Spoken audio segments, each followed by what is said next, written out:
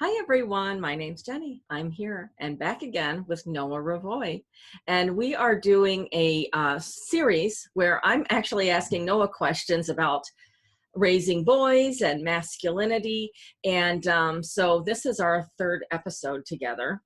And I wanted to have Noah speak to us today about the importance of mentoring for men. So I think in the past, mentoring for men was quite common. Uh, Even if we look at the higher classes of society, they would raise the boy with the family. When he was 12, he would spend at least 2 years in another court. So he'd go to another lord or to another manor, or even if he was very favored, he might go to the king's court. And he would have an education there where he would be under a master. And he would learn under a man. And if you were of a lower class, you would learn your father's trade. And that meant that you spent a lot of time, not just with your father, but with the other men that had the same trade as him. Because trade meant men would hang together within their trade. It was very much a social group as well. And so young boys would have an assortment of mentors that they could rely on. And we can even get some examples. For example, if anyone has read Marcus Aurelius's Meditations, Neat. the entire first chapter is about his mentors, where he's basically thanking his Wow. it seems like 24. I haven't actually counted them, mentors that he's got, and saying what he learned from each one. And even some mentors that he in later life did not get along with and had some serious arguments with, he says they still taught him some important lessons by their disagreeing with him. And Great. this was a really big part of Western culture. And then a few things changed that. So of course the wars changed it. But if you go even back in the world, First and Second World War, if you go back even a little farther back than that, in North America, so many people left the old world, left Europe, came to North America, and they no longer had the social communities that they left with. And in the beginning of the 20th century, late 1900s, a lot of people started moving around the U.S. U.S. became more mobile. Then there was the First and Second World War, and by the end of the Second World War, there was the trans-U.S. highway system was set up, and so people would live in a city for 2 years, and then they'd move and live in another city for 2 years. And because of that, they didn't really get to know their neighbors, and they were very atomized. And then they had no one that they could trust to mentor their children. The reason you could trust the Lord to mentor your kid is because you had his kid at your house at the same time. Or family, like when you just said you're traveling.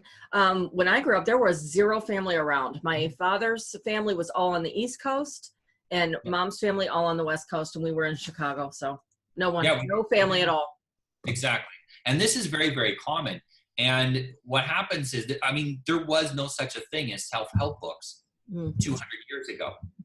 The closest thing we got to self-help books had to do with trades. So people talking about how to be better at a trade. And that was more of an economic thing. As far as, no one needed a book to figure out. Now, there were some books about relationships in the 1800s already starting.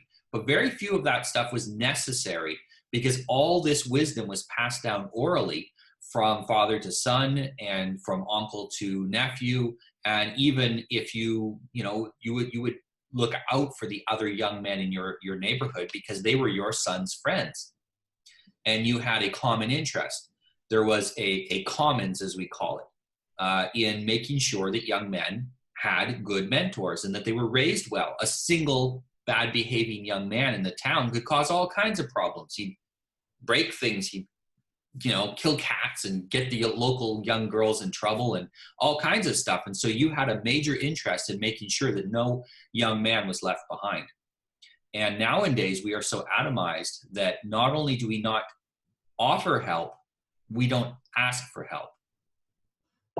Some of my clients that come to me, they'll say, I'm sorry, I thought I muted it before. That's okay. Hey, modern life. This is someone asking me for advice. So good. You're good at that. Yeah, it's constant. So and it's been constant since before I was a coach. I felt the need more than I think most people to have mentors. So I sought out older people that could give me information and advice. I was blessed by having a lot of older relatives. Unfortunately, many of them didn't have children, and so I had a lot. They had very few nieces and nephews to pay attention to, and so I got a lot of attention from older people who passed on wisdom. Many of these people were born before the turn of the 20th century, and so when I was a child, they passed that wisdom on to me. But from that atomized culture, we have all the self-help books now, and it wasn't just recently, because even when the very original pamphlets were written in the 1920s from Fascinating Womanhood, already we had a situation where wisdom wasn't getting passed on from the previous generation. It was post First World War. Yeah, I've been in podcast I'm doing for trad wives. There's the original pamphlets, by the way. They're the cutest little booklets. They're almost impossible to read because they talk so different in 1922. So I have the 1935 version, which anybody can print off on the Harvard website for free. And I've been reading 2 pages a day. And it's scary how much it applies to 100 years later. Yeah. It's the same problem. That much. People haven't changed that much. In fact, I would venture to say that psychologically and emotionally, we are on average weaker today than our ancestors 100 years ago. I totally agree with that. And you're so right on. This happened after World War I. Yeah. Even the ability for people to take constructive criticism, it's important to have a mentor. But you have to be mentorable. You have to be coachable to have a mentor. And you coach people too, so you know what that's like. Generally, a person who goes and pays for coaching, and this is why unpaid coaching is less effective than paid coaching. Yeah, I learned that early. Yeah. I used to offer a lot for free, and the ones, because I felt sorry for women, and then the ones I would give free programs to never showed up. But even if someone paid something, they were all in. Yeah, and the reason is because when you psychologically come to the point where you go, I need help, you're willing then to do something in exchange for that. And if you're not willing to pay something, you haven't got to the point yet where you want and value help. There's another thing. Even if you give, let's say that you're not a professional coach, because I don't think it should just be you and I. There's a difference between mentoring and coaching as well. But it's not just us that should be doing this. It should be everyone should be trying to coach and mentor people roughly 10 to 15 years younger than them. Yes. And we should have mentors and coaches 10 to 15 years older than us. Almost a generation, roughly, difference. It can be a generation, half a generation, roughly. I love that. 10 to 15 years. It's a chain. It's a chain. And the question we need to ask ourselves, let's say that we know at work a man who is very successful. He has a happy marriage. He's good at his job. He's respectful. He has the attention of his community. Or maybe it's someone at church. Or maybe it's a neighbor we have that we really admire. And we want to get close to them and learn from them.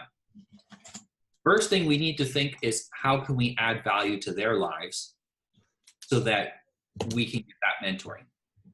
See, this is part of the thing too, is that traditionally the mentoring always had a cost. So in Marcus Aurelius's case, to a large extent, his parents paid for mentors, professional mentors. Okay. But people who didn't have the money for that, what they would do is, if you were 14 years old and you were going to go to another court, you had assignments, you had things to do. You had to maintain a knight's equipment, for example. You'd be his page. Great idea. There's always some cost. Free mentoring doesn't really exist, and it's not sustainable. There's always a cost, because there's a cost to the older person's time, and don't forget, their time's worth a lot more than your time, because they're at a position in life where their wisdom is so valuable that people seek it, and just as your time will become more valuable eventually as well. And you need to do something to compensate them for that. And I know people that have gone and mowed an older couple's lawn so that they could spend time with them, learning about, getting mentoring from them, learning about how to, how to seek for a wife, or how to deal with their own relationship. I know couples that had a farm, and they had a little outbuilding on the farm, and they invited an older couple to live there to be mentors for them and for their children. So there's always some sort of a cost in entering into any kind of social contract, whatever that happens to be. And there's benefits as well. Some of the benefits from mentoring are that, you know, we get self-help books. Self-help books are not new. This is a really, really, really old one. Here in Marcus Aurelius's writing, and I have Epictetus's Discourses. These are basically self-help books that were written thousands of years ago. But there was very few of them back then, partially because books were expensive. But there is only so much you can get out of a book. You can't ask a book a question. You can't get comfort from a book. You know, you can read a book, it can be comforting. But the book cannot comfort you. You have to comfort yourself, perhaps using the wisdom of the book. A good mentor can help you to see the value in yourself, can help to give you things. It doesn't matter if you were raised well or not. Your parents cannot give you everything you need. That's impossible. That's impossible. We're not made to be like that. We're made to be in a tribe, and we need the whole tribe. Great point. I love it. So to wrap it up here, mentoring masculinity. If you would have to, if it's single moms raising boys, if you're a mom with a lot of boys, or if you're a man watching this and you have boys, you know, how can top 3 or whatever steps to mentoring masculinity? Well, I think it's very important for, I think the most important thing is for the people not to be ashamed of masculinity. Just recently came out a report basically saying that masculinity was toxic, and it's from the American Psychological Association or something like that. Are you serious? From the AMA? Or, yeah, I think it's the AMP, American. Yeah, I will send you the link afterwards. It's something that's worthy of addressing. APA. Yes, and they essentially said that typically male traits are toxic masculinity and are considered a mental health issue. Yeah, if you send that, I'll link that into the video, so we have it in the post to share. Yeah, that's scary. The point of this is that young men and those who are mentoring them cannot be ashamed of masculinity. The things that make us men, that make us unique, are perhaps in slightly less demand during this highly civilized time we live in, but this is not a guaranteed thing that we'll have it tomorrow. You know, the other thing besides losing that shame of masculinity is to have a broad spectrum of men so that they're not imitating just their father. I don't want my son to just imitate me. I want him to be able to see at least a half dozen, if not more, different types of men. This is why even if you have a father in the picture, so it's not single mothers, it's even harder, but if you have a father in the picture, you still need other men around. This gives them a deeper understanding of what masculinity is, because they can see that this is not a thing unique to my father. This is what men are, and this is how I can be a man. And the other is, the very last thing is to let boys be boys. You know, it's very hard today in certain countries and certain places to allow your boys to go run around the neighborhood and get into normal boy trouble, you know, nothing serious. They're going around playing Cowboys and Indians or whatever non-PC game they want to play, and let them do it. They need a chance to test their war games and their masculinity and feel what it's like to work with a bunch of other boys and accomplish something. Get your boys into some organization, some place where they can accomplish things. Unfortunately, the Boy Scouts suicided themselves politically, basically destroyed their own organization. Yep. The good thing about that is it will splinter into 1,000 smaller organizations, and at least some of those will have a true respect for masculinity. Of course, there'll be some that don't, but there'll be some that won't back down. Or, as we like to say, they will be uncut. There will be some like that.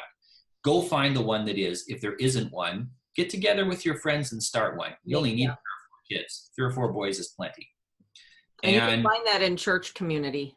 Exactly. And let them be boys. And speaking of church community, if you're a church community, look around at the other men in your church community if they're not masculine, if you're a man, encourage them, be the mentor they need. Yeah. Encourage them in that area. Mm-hmm. Yeah. And let your boys know that even if the other men in your church are not particularly masculine, that the ideal for men is masculinity. And I love that. I was a divorced mother with 3 for almost 10 years. So during the years between my son's age 3 and almost 12, I raised him and with his dad not there very often. And so I got involved with a wonderful church, spent a lot of time with married people who had very masculine men. And spent as much time I could with my dad, who's a very masculine man. And of course, he saw his dad as often as they could and through that whole time. So, but still, John and I just had this conversation. He's 24 now, engaged, going to be married this year to a wonderful girl. And he's a very masculine man. He's a wonderful man, my son. However, he says he felt that being around, because it was me and my 2 daughters and him, he spent a lot of time with girls. And he feels like that sort of made him a more emotional man. It was rough for him in his teen years and early adulthood time, where he felt like he was overly emotional. And we both have analyzed it to just too much time with me and my daughters. And no fault. We're not blaming. We're just saying this is what it was. And it's one more reason why I put on my list of why women find the right guy the first time around. Divorce is horrible. Blended families, I thank God I'm remarried, but blended families are a whole different dynamic of stress and wonderful things, but mostly stress and angst. So, it's just like another thing, like, yeah, my son really suffered because he didn't have a dad in his life 24/7. It was me and my daughters and a lot of women in his influence. And it did affect him. He's better now because we talk about it and he understands that and he has overcome it, but he knows that he's a more emotional man because of it. What do you think about that? I think he would benefit very much from reading, keep pulling the same book out, but he would benefit very much from reading Marcus Aurelius's Meditations and anything from the Stoic school. A lot of people have a misunderstanding that Stoicism is about suppressing emotions. It's not about suppressing emotions. It's about being the master of your emotions. Right. That's the thing. That's well said. Well said. So I am going to get that book for him. He'll like it. It's a great gift. I think there are even a few compilations where they add like several of the books together and they'll have it in a nice bound volume. And it's something like I bought these because I will read them. My son will read them. Probably my wife will read them eventually as well. I think it's even for women, it's good because I do not expect women to have the same level of emotional control as men. Mm-hmm. I do not expect that at all. I think that's unfair to expect that of women. Just like it's unfair to expect men to be as emotionally open as women. Yeah. And sensitive.